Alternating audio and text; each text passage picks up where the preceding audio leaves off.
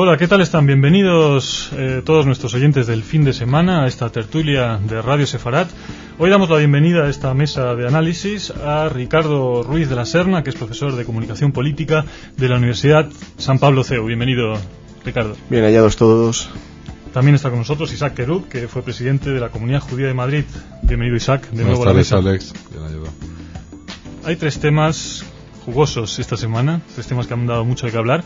Los pongo sobre la mesa y vosotros elegís con cuál de ellos empezamos. El primero de ellos, obviamente, la elección del nuevo Papa, Benedicto XVI, que no solamente es una figura importante para el catolicismo, sino, como sabemos, y tal como han mostrado los medios, va mucho más allá de esta confesión religiosa. El segundo tema, el retraso del plan de desconexión en Israel, posible retraso por motivos religiosos. Y el tercero, la luz verde que el Parlamento español dio a finales de esta semana al matrimonio entre personas del mismo sexo. Ahí están los temas sobre la mesa. Queridos contertulios, elijan ustedes. Iremos poniendo el toro en suerte. Yo creo que es obligado hablar, aunque sea un momento, de la elección del nuevo Papa. A mí me parece que Benedicto XVI va a tener una labor, por una parte, ingente que hacer. Son muchos los desafíos que tiene que afrontar no solo la Iglesia Católica, sino el conjunto del mundo de la civilización occidental, de toda la humanidad, y la Iglesia Católica desempeña en este sentido un papel. Y creo que además va a tener un pontificado a la sombra de lo que ha sido Juan Pablo II, un hombre que no solamente ha tenido una relevancia histórica fundamental, sino que además ha desempeñado, incluso con los no católicos, una labor igualmente esencial. Yo creo que pocos hombres ha habido tan queridos por personas que no compartían la fe de los católicos, y en este sentido yo retengo en la memoria las imágenes del funeral, ¿no?, donde podía verse, naturalmente viajaron autoridades del Estado de Israel, y una de las personas a quienes menciona nominalmente en su testamento es precisamente el rabino de Roma, ¿no? Me parece que este desafío que se le plantea a Benedicto XVI es una de las cosas que van a condicionar su pontificado. Ciertamente tiene mucha relevancia la elección de un nuevo Papa para el mundo y sobre todo para la religión católica. Yo creo que Benedicto XVI es un Papa provisional, es un Papa de tránsito, es un hombre mayor, muy mayor y con una salud precaria. Sin duda alguna es un hombre que ha marcado la Iglesia y el pontificado de Juan Pablo II, puesto que estaba a la cabeza de la doctrina para la fe y ha marcado la ortodoxia del catolicismo durante los últimos años. Y por supuesto, desde el punto de vista judío, estar a la altura de lo que ha significado Juan Pablo II es y será muy difícil. Juan Pablo II ha marcado de una manera definitiva la relación entre católicos y judíos, porque ha sabido captar esa sensibilidad, ha sabido pedir perdón en nombre de los católicos en un momento muy históricamente importante, ha establecido relaciones diplomáticas entre el Vaticano e Israel y ha facilitado ese nuevo diálogo entre judíos y católicos. Benedicto XVI va a tener que estar a la altura de un papa que puso el listón muy alto. Quiero pensar que al menos puede estar a la altura, aunque admito que realmente es un desafío, ¿eh? Es un desafío porque... Os quería preguntar también sobre la homilía, por ejemplo, que Joseph Ratzinger, siendo todavía cardenal, antes de entrar en el cónclave, ese llamamiento, ¿no?, a defender la cristiandad del relativismo, ¿no?, esa condena, lo que llama el relativismo. La dictadura del relativismo. Sí, la dictadura del relativismo. Es decir, y ahí incluía no solamente el marxismo, que uno puede decir, bueno, el comunismo, sino también, por ejemplo, el liberalismo, el individualismo. ¿No es eso de alguna manera una afrenta o, digamos, una condena de lo que son nuestras sociedades abiertas y democráticas? Yo no sé, hay que ser quizá criptógrafo para determinar lo que Ratzinger antes de Benedicto XVI ha querido decir. Yo creo que el tiempo nos lo dirá. ¿Y por qué hizo esa declaración? Daba la impresión que intuía de que iba a ser elegido Papa y de que de alguna manera marcaba las claves de lo que podría ser su pontificado. Es muy difícil saberlo. La elección de Benedicto XVI supone la ascensión al pontificado de una persona que intelectualmente tiene unas preocupaciones y tiene unos intereses muy definidos. Ratzinger tiene muy clara la batalla de la cultura, y en este sentido él ciertamente ve en el relativismo un problema importante. ¿Que se refiere con el relativismo a lo que nosotros podemos identificar con las sociedades abiertas? Yo creo que realmente no. Creo que al menos no es este el sentido de relativismo del que él habla. Creo que le identifica más el relativismo a la posición de la New Age, el relativismo en materia religiosa, el religion shopping, ¿no? De ir cogiendo de cada elemento de la religión lo que a uno le puede parecer más o menos interesante. Y creo que también se refiere, tampoco soy un experto en el pensamiento de Ratzinger, pero pienso que también se refiere al relativismo epistemológico, a la idea de que en realidad el conocimiento es relativo y de que no existe algo que podamos considerar o que podamos tomar como verdad. Me parece también que no es bueno tomar o valorar la posición intelectual del Papa solamente por una homilía. Pensemos que la homilía no tiene por finalidad aclarar de Ratzinger es conocida. No, pero me refería, pero un segundo, me refería más bien a que él hace suyos, él hace propio todo lo que se ha venido diciendo hasta el momento, a propósito, por ejemplo, de la discusión entre la fe y la razón, precisamente a propósito del relativismo epistemológico, ¿no? Entonces, yo sí pienso que habrá que ver cuál es la evolución del pontificado para entender con cierta precisión a qué se estaba refiriendo en rigor del relativismo. Da la impresión que no le importa ser políticamente incorrecto. Sí. Esto es clarísimo. Esto es clarísimo y además esto estaría en la línea de lo que fijó antes Juan Pablo II, que no tuvo pelos en la lengua para cantar lo que él consideraba que eran las verdades del barquero a quien fuera preciso, ¿no? Yo creo que va a haber un momento determinante, Alex, que va a ser el encuentro con los jóvenes en Colonia. Esto va a ser un buen termómetro que nos va a permitir calibrar el calor que despierta este Papa.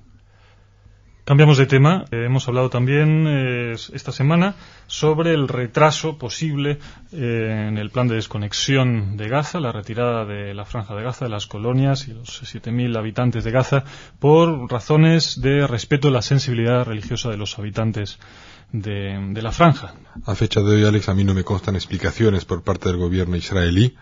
Parece ser que el hombre cede a las peticiones, no sé si peticiones o chantajes por parte de colectivos religiosos entre los colonos, pero en cualquier caso el gobierno israelí lo que dice que se hará más tarde, pero se hará, y eso es lo que yo creo hoy por hoy sería importante destacar. Quizás dar el dato, el motivo, el día fijado era el 20 de julio, con lo cual el tiempo solo había 3 semanas hasta Tisha B'Av, que es el 9 de Av, el día en que se conmemora la destrucción del templo, y para que no coincidieran ambas fechas. Sabes que los 21 días son importantes dentro del calendario judío, ¿no? Hay una dimensión del problema que a mí, por desgracia, me parece que a veces, probablemente porque lo veo como profesor de comunicación, ¿no? Pero yo me temo que a veces la información que se da acerca de la política interna israelí, y en particular a propósito del plan de desconexión, adolece de un problema que es el que tiene el río Guadiana, que aparece y desaparece. Entonces uno cada cierto tiempo se entera pues de que ha habido un altercado en un asentamiento, o de que ha habido un problema cuando han ido fuerzas o soldados, o que ha habido un tiroteo o lo que sea, ¿no? Y uno no tiene una perspectiva rigurosa de lo que realmente sucede. Yo creo que es importante explicar que hay una decisión tomada por un gobierno democráticamente elegido y que está dispuesto a ejecutarla. Y esto en el fondo nos está planteando la pluralidad por una parte, pero la fortaleza por otra parte de las instituciones democráticas de un Estado, donde se plantea, bueno, mire, esto lo ha elegido un gobierno, elegido por todos, decidido conforme a los cauces que establece el derecho, y podemos negociar, pero nadie que pretenda erigirse por la vía de hecho en dueño de una situación va a conseguirlo.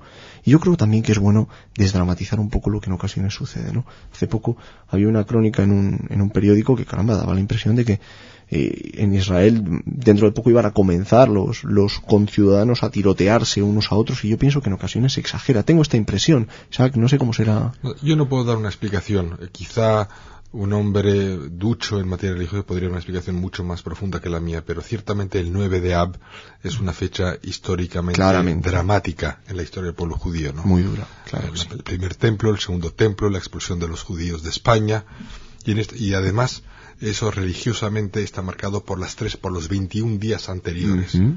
Entonces sí se puede entender que de verdad no se quiere hacer coincidir esta fecha con la pregunta es por qué fijaron esta fecha en un primer momento, ¿no? Claro, es precipitado decirlo. Claro, un observador malintencionado podría decir, mire, es que esto es una afirmación laica frente a la inquietud religiosa, pero por otra parte tampoco podemos decir, porque se ha retrasado, es decir, tampoco podemos decir que no, mire, se quiso hacer un casus belli y pasara lo que pasara. No, probablemente la explicación pueda pasar también por no querer agravar o acrecentar una tensión innecesariamente, puesto que probablemente cuando llegue el momento de ejecutarlo de hecho ya haya tensión suficiente. Lo más importante destacar es que se mantiene la decisión de salirse de Gaza. El jueves en el Parlamento español se aprueba un proyecto de ley según el cual va a haber una reforma en el Código Civil que va a permitir matrimonios entre personas del mismo sexo. Una decisión muy polémica que toca un tema muy sensible, especialmente en comunidades religiosas. ¿Cuál es vuestra apreciación de este tema? ¿No? Igual, si no queréis decirlo. Que siempre empiezo hablando yo. Mira, a mí personalmente todo lo que sea defender las libertades individuales me parece bien. Yo creo que el Congreso español ha sido sensible a un tema polémico en este país y ha dado luz verde al reconocimiento de los derechos entre parejas del mismo sexo. A mí personalmente me parece bien. Conozco la actitud y la del documento firmado por algunas de las confesiones importantes y históricas españolas, pero a mí personalmente me parece adecuado. Sé que yo distinguiría dos planos de la resolución, mejor dicho, de lo que se ha aprobado y de la resolución del problema, si es que lo podemos llamar problema. Por una parte, lo relativo al llamado, a mi juicio, mal llamado matrimonio, en el sentido de que el matrimonio lleva implícita la idea de una diferencia de sexos, y esto es algo que parece que el constituyente no necesitó aclarar. Otra cosa distinta es la de la adopción. A mi juicio, el debate conviene precisarlo. Nadie cuestiona o nadie plantea que esté mal que se regule o que se establezca institucionalmente una forma consolidada de establecer la relación entre dos hombres o entre dos mujeres. Y yo creo que la cuestión viene más en el nomen juris que esto tenga, en el nombre que se le dé, si esto ha de llamarse matrimonio o no. Creo que esta es una dimensión del debate. Creo que otra dimensión es la relativa a la adopción, donde se dice, bueno, no se conocen en realidad los efectos que puede tener sobre los niños, hay que ver si realmente existe un derecho a ser padre o no. Pero lo que a mí me resulta más preocupante, Alex, siendo esto preocupante, a mi juicio, es que realmente esto es una inquietud en la opinión pública, esto es una preocupación de los ciudadanos. Pensemos que en Holanda, por ejemplo, en todos los años que esto es posible, apenas ha habido algo más de 5.000 matrimonios. Desde luego, es una... yo tengo la impresión, no es una inquietud, sino es una demanda de un colectivo que exige... Pero, cuidado, de un colectivo con una capacidad de movilización de la opinión pública importante. Y esto es un síntoma del tipo de democracia que tenemos en la actualidad. Es decir, quien tiene la capacidad de movilizar, una capacidad que en inglés llamaríamos de lobby, ¿no?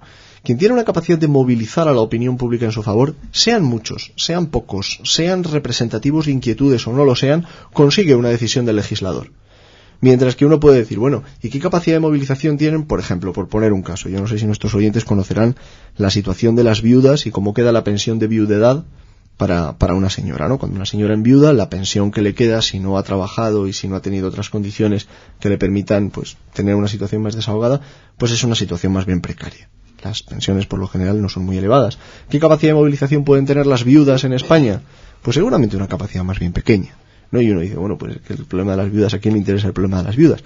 Mientras que este, siendo un problema, no voy a decir menor en el sentido peyorativo, entendámonos, un problema que afecta a poca población en comparación con los 40 millones que tiene España, y sin embargo, caramba, han conseguido una decisión del legislador en un plazo apenas superior a un año. Esto no es fácil, ¿eh? Lo que dice es cierto, depende mucho de la capacidad del lobby, pero a mí lo importante que yo resaltaría es que el gobierno por una parte y el legislador por otra han contestado a la demanda de un colectivo, pequeño o grande, pero lo han contestado. Yo creo que el respeto a los derechos fundamentales y a las libertades individuales a mí me parece esencial. ¿Te parece que alguien cuestiona en realidad el derecho? Sí. O sea, yo observo que no hay tanto una discusión respecto al derecho. Es decir, el derecho a que la situación se vea reconocida legalmente. Exactamente. Pero con todos sus efectos. Yo no observo el mayor problema aquí. Yo observo el problema en dos puntos. Adopción. Uno, el nombre, matrimonio, que insisto, creo que no es solamente un problema de nomen, de un problema semántico, creo que es también un problema semántico. también, aparte de otros. El problema otros. semántico tiene implicaciones jurídicas inmediatas. El problema semántico tiene implicaciones jurídicas inmediatas y una cuestión que no debemos perder de perspectiva. Decía Heidegger, ¿no? La palabra es la casa del ser. Lo que no tiene un nombre, no recuerdo si era Heidegger o Wittgenstein, ya me entra la duda. Pero la palabra es la casa del ser, es decir, lo que tiene un nombre que lo designa, en el fondo, tiene una entidad. Y esto además en el pensamiento judío es una de las ideas centrales en el pensamiento filosófico. Entonces el nombre es importante. Y luego la cuestión de la adopción. Si vemos países de nuestro entorno, pues tenemos Holanda, creo que es el ejemplo más significativo, pero por ejemplo en Estados Unidos lo que está retrocediendo es la idea del matrimonio y está primando la de la unión de hecho, que es por ejemplo una idea que se ha planteado también en Francia. Yo temo que el legislador es posible que se haya precipitado. Probablemente los efectos los vamos a ver a medio plazo, no lo vamos a saber dentro de 6 meses. No puede ser de otra manera. Claro, pero me preocupa que se haya precipitado. Creo que a veces también no podemos dejar de lado. Yo creo que si son juicio. personas responsables, no porque sean del mismo sexo, van a ser de dar afecto o de ser responsables con niños. De hecho, este tema se planteó en algunos, concretamente en un programa de Radio Sefarat, el programa dedicado a la psicología, que coordina Rafael Israel, y trató ese tema, la adopción por parte de parejas homosexuales, con su invitada, y ahí de alguna manera decían que el debate es un debate en falso en cierta medida, porque ya existe adopción de personas que individualmente tienen la posibilidad de adoptar, con lo cual ¿en qué cambia el hecho de que sean precisamente sexo, ¿no? Precisamente en este reconocimiento jurídico de que en cuanto tal pareja tienen el derecho a la adopción.